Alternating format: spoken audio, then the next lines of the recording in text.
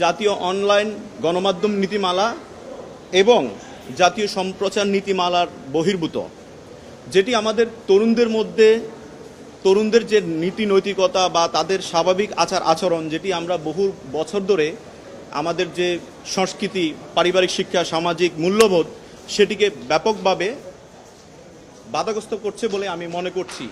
এজন্য আমি একজন সুপ্রিম কোর্টের আইনজীবী হিসেবে আমি মনে করছি এগুলো আসলে বন্ধ হওয়া উচিত।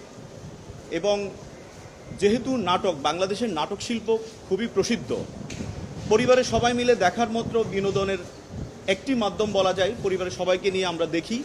আমরা এর আগে আমাদের প্রথিতযশা যে নাট্যকাররা আছেন, হুমায়ুন আহমেদ, আবদুল্লাহ আল মামুন থেকে শুরু করেন, তাদের নাটকগুলো আমরা পরিবার নিয়ে দেখতে পারতাম।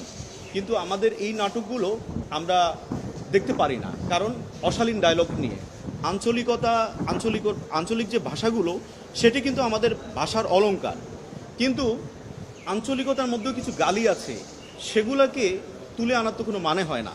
সেগুলো অভিনেতারা, আমি বিশেষ করে যেটি বলবো যে মার্জুক রাসেলের মুখ দিয়ে নোয়াখালীর কিছু শব্দ উচ্চারিত হয় যেগুলো খুবই আপত্তিকর, এবং এগুলো গালি, কোনো এতে কোনো বিফও ইউজ করা হয় না, সরাসরি এগুলো প্রচারিত হচ্ছে, যেটি আমি মনে করি এটা শিশুদের, কোমলমতি শিশুদের, যেহেতু এখন ইউটিউব, ফেসবুকে শিশু সবাই ঢুকে, সবাই সেখানে প্রবেশ করে এবং কন্টেন্টগুলো দেখে। আরেকটি কথা, বিশেষ করে 14ই জুন 2025 কাজল আরিফিন অমি একটি সাক্ষাৎকার দিয়েছিলেন, বাংলাদেশের একটি জনপ্রিয় জাতীয় দৈনিকে একটি সাক্ষাৎকার দিয়েছেন।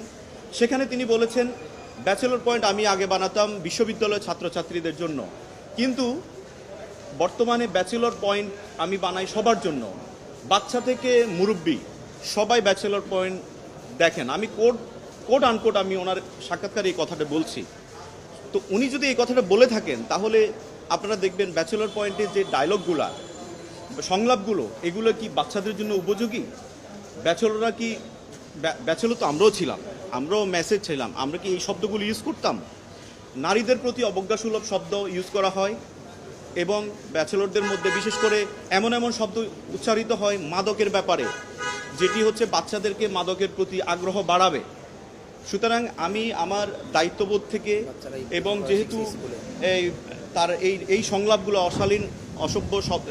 অশালীন শব্দগুলোর কারণে এই জাতীয় অনলাইন গণমাধ্যম নীতিমালা 2017 এবং জাতীয় অনলাইন গণমাধ্যম নীতিমালা 2014 3, 4 ও 6 নং অনুচ্ছেদ সরাসরি এখানে চলে আসে, এটাকে লঙ্ঘন করা হচ্ছে। অর্থাৎ বিনোদন হতে হবে সুস্থ ধারার, আমাদের যে সামাজিক মূল্যবোধ সেগুলোকে। আমি এই আইনি নোটিশের মাধ্যমে আমি ওনাদেরকে যেটা বলতে চাচ্ছি সেটি হচ্ছে, কাজল আরিফিন অমি এবং আমি আরও অভিনেতা মার্জুক রাসেল, সাইদুর রহমান পাবেল, জিয়াউল হক পলাশ, শিমুল শর্মা, আমি ওনাদেরও লিগ্যাল নোটিশ দিয়েছি। আমি তাদের কাছে যেটা বলতে চাচ্ছি, কাজল আরিফিন অমি বলেছেন যে এই নাটকটি সিজন 5 আরও 120 পর্ব পর্যন্ত প্রচারিত হবে। 120 পর্ব, মাত্র 108 পর্ব, 1 থেকে 8 পর্ব প্রচারিত হয়েছে। আমি এই আইনি নোটিশের মাধ্যমে আমি ওনাকে সময় দিয়েছি,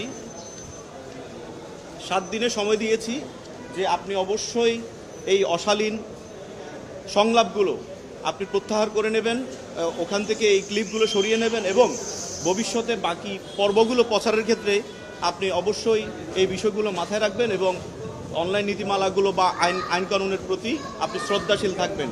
না হলে আমি আপনাদের বিরুদ্ধে আমি পরবর্তী আইনগত পদক্ষেপ নিতে বাধ্য হব।